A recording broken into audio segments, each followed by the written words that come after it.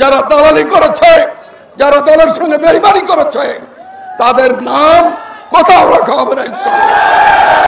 বন্ধুরা আমার, কেমন লাগছে আপনাদের? খুব ভালো লাগছে। বহুদিন এরকম একটা মিটিং আপনারা করতে পারেন নাই। দীর্ঘ 15-16 বছর মধুখালীর মাটিতে শেখ হাসিনার পেটোয়া বাহিনী এবং আওয়ামী এজেন্টরা আপনাদেরকে দাঁড়াতে দেয় নাই।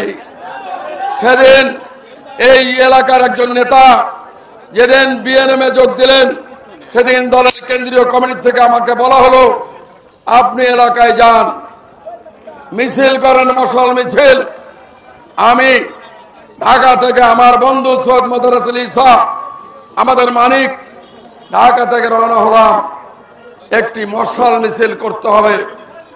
আলফাডাঙ্গায় আমরা 10টা লোক জোগাড় করতে পারিনি। বলমারিতে আমরা 10টা লোক জোগাড় করতে পারিনি, পুলিশের ভয়ে এবং আওয়ামী পেটোয়া বাহিনীর ভয়ে। আমি ধন্যবাদ জানাই মধুখালীর অকুতোভয় বিএনপির নেতা কর্মী সমর্থকদেরকে। সেদিন তারা সাহস করে প্রায় 200-300 হবে বাগাটে আমরা সেদিন সৈয়দ মোদারেসুল ঈসার নেতৃত্বে মশাল মিছিল করেছিলাম। যে মশাল মিছিল দেখে সেদিন আমাদের প্রিয় চেয়ারম্যান তারেক রহমান সাহেব আপনাদেরকে ধন্যবাদ জানান।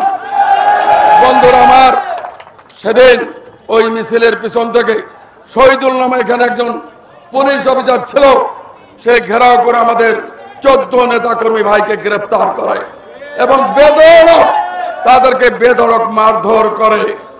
আজকে কমিটি হবে ইনশাআল্লাহ, জেলা নেতৃবৃন্দ একটি যোগ্য কমিটি দিবে।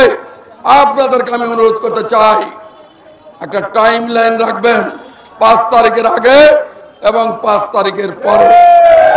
5 তারিখের আগে যারা মামলার আসামি হয়েছিল, হাইয়েস্ট নেতাকর্মী মধুখালী থেকে গ্রেফতার হয়েছে, নির্যাতনের শিকার হয়েছে, জেল খেটেছে মাসের পর মাস, ঢাকা কেন্দ্রীয় কারাগার, ফরিদপুর কারাগার। সেদিন বহু নেতাকর্মী পালিয়ে বেরিয়েছে। আজকে অনেকেই মার্কা পাইতে চান, কিন্তু তাদেরকে আমরা এই জনপদের কোথাও দেখিনি। আমার ভাইয়েরা যখন জেলে ধুকে ধুকে মরছে, তাদেরকে 1,000 টাকা দিয়েও কেউ সহায়তা করতে যায় নাই। তারা আজকে লম্বা লম্বা কথা বলে, তারা নাকি আমি নাকি আওয়ামী লীগের দালাল, আমার পদত্যাগ চায়। বিচিত্র দেশ,